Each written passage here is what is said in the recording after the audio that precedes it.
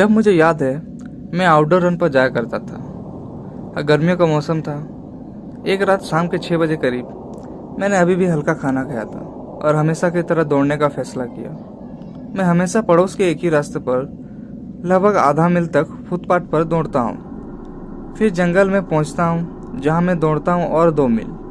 अब जिस जंगल में मैं दौड़ता हूँ वहाँ दो अलग रास्ते थे, एक पक्का और एक कच्चा वाला, जिसमें बहुत अच्छा अधिक दृश्य था जो कच्चे वाले में दौड़ता था। इसीलिए मैं आमतौर पर इस कच्चे वाला रास्ता मैं लेता हूँ। फिर जब मैं मुड़ता हूँ और वापस लौटना शुरू करता हूँ तो हमेशा पक्का रास्ता लेता था। जंगल में जाने वाले रास्ते थोड़े छिपे हुए हैं।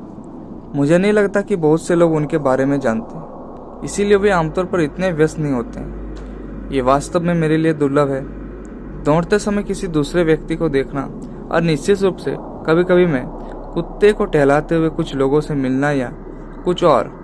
लेकिन इसके अलावा मैं काफ़ी बहुत अकेला हूँ। अच्छा, कम से कम मुझे तो ऐसा ही लगा। मैं जंगल में काफ़ी समय से दौड़ रहा हूँ जब मैंने अपने फ़ोन से एक सूचना सुनी, जो कि एक टेक्स्ट मैसेज नहीं बल्कि एयर ड्रॉप सूचना थी, जिसमें मैं ध्वनि से पहचान सकता था। मैं थोड़ा घबरा गया। जाहिर है कि किसी एक को ऐसा करना पड़ा होगा। ये भेजने के लिए मेरे बहुत करीब था। इसे ऐसे दिखाने की कोशिश की जैसे कि मैंने सुना ही नहीं, और कुछ सेकंड तक दौड़ता रहा। फिर मैं संगीत बदलने के लिए रुका। वास्तव में मैं अपना फ़ोन चालू करके नोटिफिकेशन देख रहा था। मैंने उस पर क्लिक किया और मेरा दिल बैठ गया। मतलब समझ रहे हैं, ये दौड़ते हुए मेरी एक स्नैपचैट की तस्वीर थी जिस पर कैप्शन था, वापस आओ। साफ तौर पर ये कुछ सेकंड पहले ही लिया गया था। मैंने वही कपड़े पहने हुए थे तस्वीर में, और सब कुछ वैसे ही था। जहाँ तस्वीर ली गई थी वहाँ ऐसा लग रहा था कि वो एक व्यक्ति जहाँ झाड़ियों में छिपा हुआ था, मेरे पीछे ही। मैंने अपना फ़ोन वापस रखा और जितना जल्दी हो सके भागना शुरू किया। मुझे जंगल से बाहर निकलकर अपने पड़ोस में वापस जाने के लिए लंबा रास्ता तय करना पड़ा, जबकि मैंने पीछे मुड़कर नहीं देखा। मुझे सरसराहट और पैरों की आवाज़ सुनाई देने लगी। जब मैंने पीछे मुड़कर देखा तो कोई नहीं दिखाई दिया, तो मुझे पता था कि इससे मेरी गति धीमी हो जाएगी। मैं आखिरकार जंगल के किनारे पहुंच गया। मैंने पीछे की ओर से भागना शुरू किया। जो भी मेरे पीछे कर रहा था उसने मुझे भगाने के लिए काम किया, लेकिन आखिर चीज़ जो मैं कर सकता था वही था कि मैं उसे पीछे मुड़ के नहीं देखना था। फिर मुझे धातु से धातु टकराने की आवाज़ सुनाई दे रही थी। उसके पास किस तरह का हथियार था मुझे अभी भी नहीं पता था कि वो कौन था या क्यों था। मेरे से उससे फर्क नहीं पड़ता था, लेकिन उसकी घबराहट से मेरे दिल बैठ गया था। मैंने कहा था ना, मैंने कभी पीछे मुड़कर नहीं देखा। मुझे ज़रा भी अंदाज़ा नहीं है वे कैसे दिखते हैं, कैसे होंगे। मुझे नहीं पता कि वे मेरे लिए क्या चाहते थे। मैं फिर कभी उस जंगल में नहीं भागा, और मैंने अपने फ़ोन के एयर ड्रॉप को और कभी यूज़ करना बंद कर दिया, पूरी तरह से। मैंने अपने फ़ोन एयर ड्रॉप को काफ़ी सेंसर लिया और पूरी तरह से इसे कभी सुना नहीं।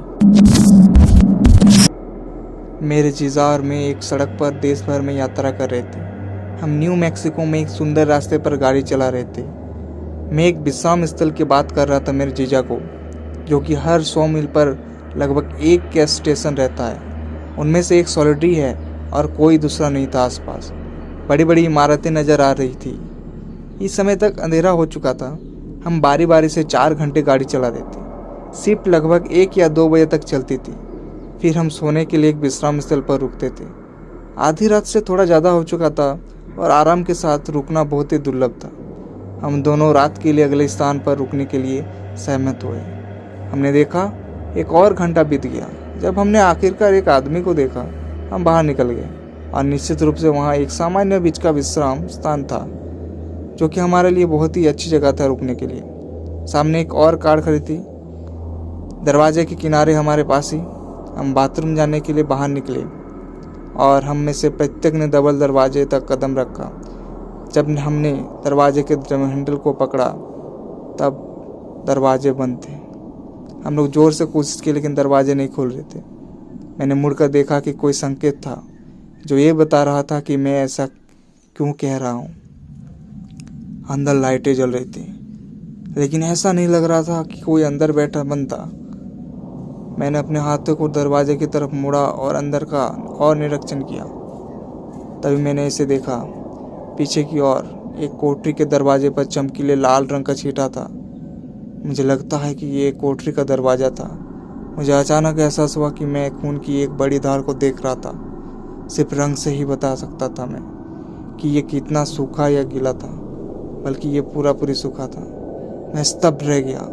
मेरे जीजा ने किसी का ध्यान आकर्षित करने के लिए दरवाज़ा पीटना शुरू कर दिया। उसने रोका और दीवार पर लगे खून की ओर इशारा किया और देखा कि उसके चेहरे से रंग गायब हो गया है, क्योंकि उसने इससे देखा कि हम दोनों जाने के लिए मुड़े हैं। जब हम अपनी कार के अंदर वापस जा रहे थे तो मैंने पार्किंग के दूसरी तरफ जो कार खड़ी थी, मैंने उसे बेहतर तरीके से देखा। उस पर ना ही कोई नंबर प्लेट नहीं थी और ना ही कोई डेंट थी। उसमें कई एक्सीडेंट के धब्बे थे और उसकी पिछली खिड़की में एक खाली बंदूक रेक था। काउंटी विभाग में जहां हम उस रात रुके और पूछा कि क्या हुआ या उन्हें क्या मिला, उन्होंने मुझे बताया कि वे रिकॉर्ड को बड़ी अच्छी तरह से देखेंगे और जो कुछ भी सामने आएगा उसके बारे में मुझे वापस कॉल करेंगे। जहाँ तक मुझे पता है, मुझे अभी भी कोई कॉल नहीं आया वापस से और कभी ना ही कॉल आएगा। मैं अपने कुत्ते के साथ घर पर अकेला था। आधी रात के करीब था और मैंने सोने से पहले उसे आखिरी बार बाहर जाने देने का फैसला किया। मैंने सामने का दरवाज़ा खोला और वो चला गया।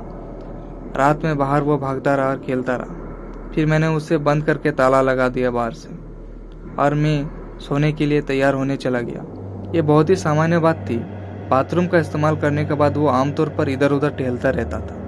वापस आने से पहले कुछ मिनट अंदर जब मैं वापस नीचे की ओर जा रहा था तो मुझे दरवाजे पर खरोंचने की आवाज़ सुनाई दी। इस तरह मेरा कुत्ता मुझे बताता था कि वो वापस अंदर जाने के लिए तैयार है।